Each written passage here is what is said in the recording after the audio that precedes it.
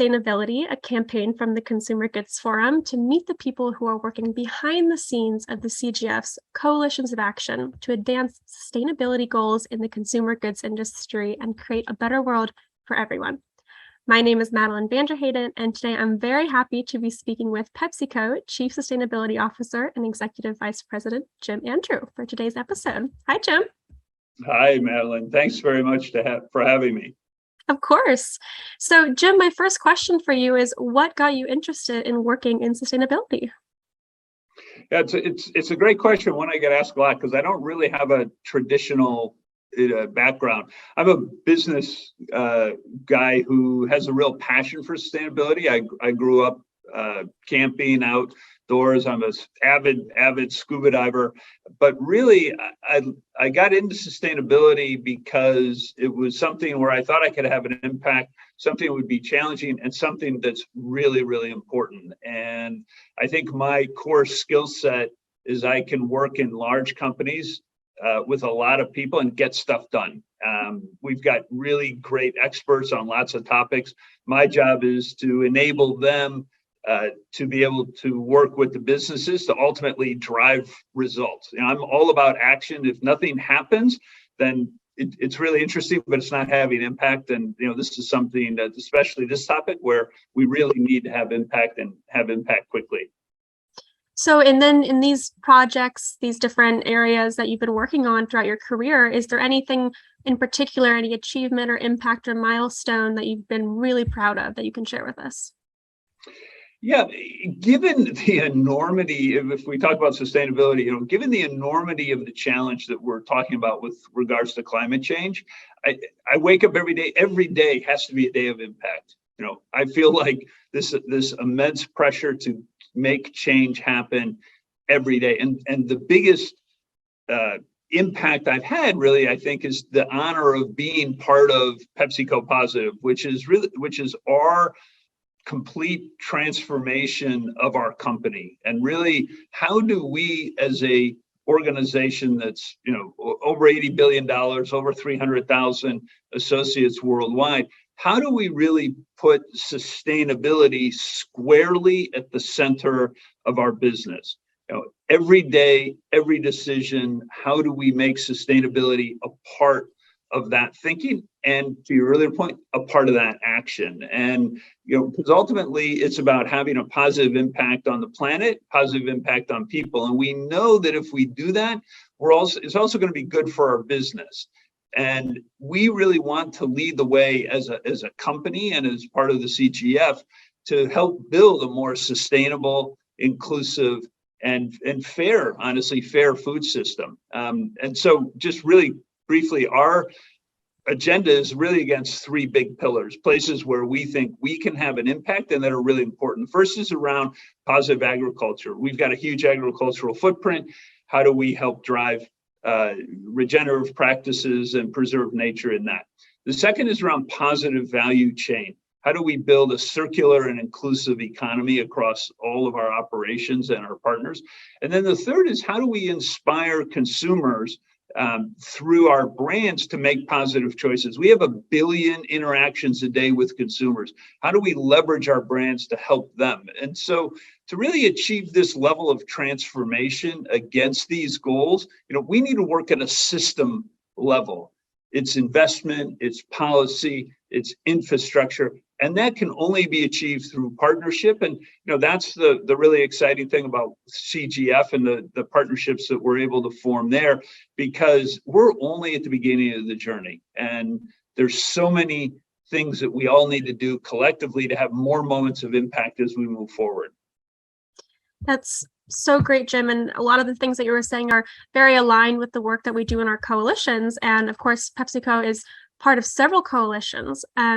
Is there a particular coalition that you want to tell us about that PepsiCo is a member of, and maybe why it's important to you?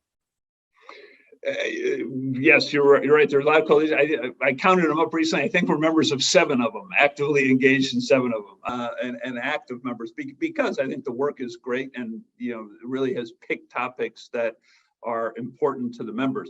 But if I had to pick just one, it would be the Forest Coalition and the Forest Positive Coalition of Action.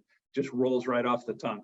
The reason is I have a real personal interest in it. I had the honor of introducing and launching that coalition at Glasgow at COP26 last year. And so, that's one that people sometimes say, well, forest, PepsiCo, why is that important? And forest and biodiversity protection and restoration is a key part of our positive agriculture pillar that I just mentioned. Forests, we all know, essential ecosystems on so many levels, whether it's the diversity of the plant life or the animal species that they provide a home and habitat to. They're critical for water quality. They're critical for air quality. They're really, perhaps the single most powerful way to combat climate change. And so making sure that we have a future where forest positive is a reality and where those ecosystems are thriving is so essential. But it's not something that any one company, even a company as large as PepsiCo, can do by itself. We really need to work together. And so, through the Forest Positive Coalition of Action, we're working with, I think it's 20 other brands and retailers and manufacturers to tackle deforestation, make sure that we don't have deforestation, and drive transformative change in commodity landscapes. So if I had to pick one, if you're going to really nail me down, that would be the one. Well, Jim, my last question for you then is, you've been working in sustainability, you have a passion for sustainability, but, being part of the coalition, has there been anything that you've learned through this process, this journey, through the collaboration, through the development of the strategies? Like, what can you tell us about the learnings that you can take away from this coalition? Yeah, we've definitely had a set of learnings, and I would say they're quite positive, and I'm always open to learn more. And as a company, we always want to learn more. Let me just highlight a couple. I think one is new ways of reporting. We need to hold ourselves accountable as a company, as a collection, a coalition of companies. We need to create transparency. I always say transparency plus accountability equals trust. And that's so important. Now, what's really essential is that we have impact, and we have impact on the ground. And that's true in the Forest Positive Coalition, where we're really working with suppliers and industry on the ground to transform those landscapes, to report against common measures, to make sure that we remove deforestation, in the landscapes working group, we're supporting 21 different landscape initiatives. And, if I just sort of take a couple of those and sort of think about what those learnings are, because I always like to start with results and then sort of generalize from there, as opposed to staying, up at the theoretical level. We're in one of the provinces in Sumatra.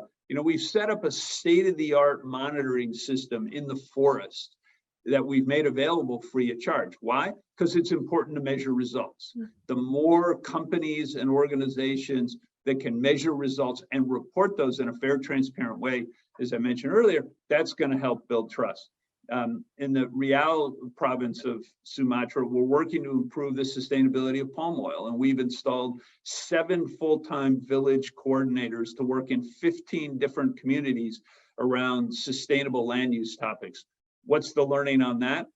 You got to have feet on the ground. You have to have people that are trusted by the local communities, that know the local communities and can really interact with them, meet them where they are, come alongside them, and do things that matter, whether it's farmers or villagers. If we don't involve those people in a way that makes sense to them, not to people sitting in corporate offices or NGO offices, but farmers on the ground, people on the ground who this is how they make a living. And we need to be able to interact with them in a way that makes sense to them. So, we've involved the mills, for example, because those are the people that process the commodities. And so we're learning from all of these things, all these examples I said, because the real question is, how do we scale these things? A really successful project in one province is great. Scale is what matters, because again, the challenge is so big that we need to drive on the ground impact, but we need to scale those. And so The learning, I would say, that kind of cuts across all this is we need to make sure we measure progress. And we need to make sure that we measure progress in a timely, transparent way that we can report, we can hold ourselves accountable, because that's ultimately how we're going to drive change, is all of us seeing results, learning, getting better, and doing it again at scale, and doing it in a landscape area as a partnership, as coalitions, because we have to ultimately drive change. You know, we know that if something doesn't change, we're not going to make the progress we need. So we have to drive change. You know, I say climate change is the world's biggest change management effort ever. We have to drive change in complex supply systems. And, you know, we've learned a lot about how to do that more effectively.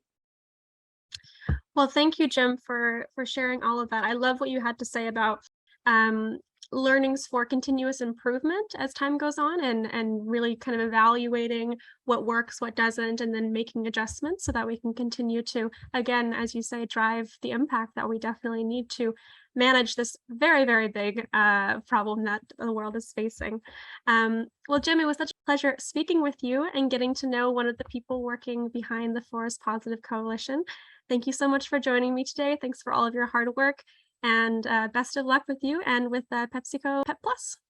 Great. Thanks, Madelaine. And thanks for all you do. And most importantly, for the opportunity to work with like-minded companies to be able to drive the kind of system change that we all need.